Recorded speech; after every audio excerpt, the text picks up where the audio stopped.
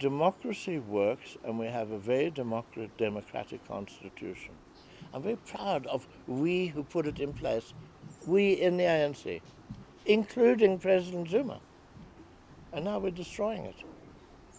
How can somebody who has such a brave record destroy what he was helping to build? It's time to go. And the public is saying so ever more loudly.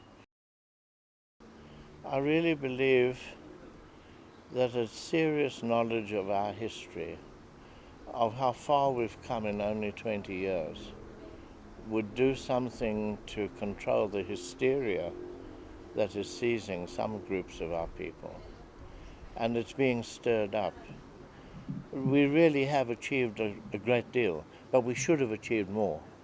And what's angering people is that the stories of the corruption, the cronyism, the get rich out of the people's money, the president fighting court cases at our expense as taxpayers, and then making a weak apology. This has angered people. And people are saying, well, if you can't lead, get out. I think there's a genuine anger. You see, and then the ANC leadership, that's the government leadership, in effect, the governing party, the leadership said, we accept joint responsibility. Well, if you're equally responsible, you're equally guilty of covering up crime, of covering up the lies told to Parliament about Nkandla, about money, about the abuse of process. And when I talk about abuse of process, 3 million people, it is said, who were members and supporters of the ANC did not vote ANC in this election. Some 250,000 more voted for the opposition parties. What's interesting is that 300,000 didn't vote for others. In other words, they're saying, we're giving you a chance, but you've really done bad things. And what did the leadership say? The ANC comes out of the election with a victory when we lost the big metros. The real economic and political and social heart of the country we've lost. And they say it's a victory. I mean, this is painful to hear. And people say, well, what nonsense is this? You say, talk to us. Well, they don't listen to 3 million people who were saying something.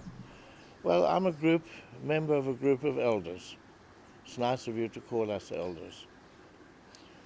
Not just the Rivonia Three, a whole lot of people, starting off with our comrade Frank Chikane, who was in the office of the President Thabo Mbeki, a man who knows government inside out, who wrote a letter, went through all the ANC internal procedures, the letter was published, and the attitude was, we don't talk to you, you're just an individual.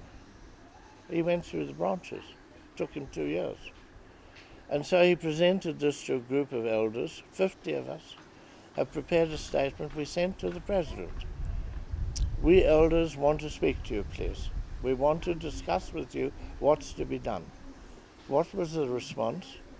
A letter from the Treasurer General, Gwedi Mantashe, to say, what right do you have to organize outside of the ANC?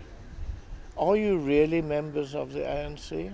What branch do you belong to? Who's paying for the mobilization? In other words, you abuse the procedure to say, we're not going to listen to you. You haven't gone through the right channel. Well, these people have said they accept responsibility for the loss of trust in the ANC. We're telling them they've lost our trust, and you don't want to listen to us. Who will you listen to? And so we're going to go public. You don't want to hear us, we will go public, we will be part of this growing stream of people who are saying enough's enough. And for the first time, a member of the National Executive, Jackson Mthembu, has spoken out.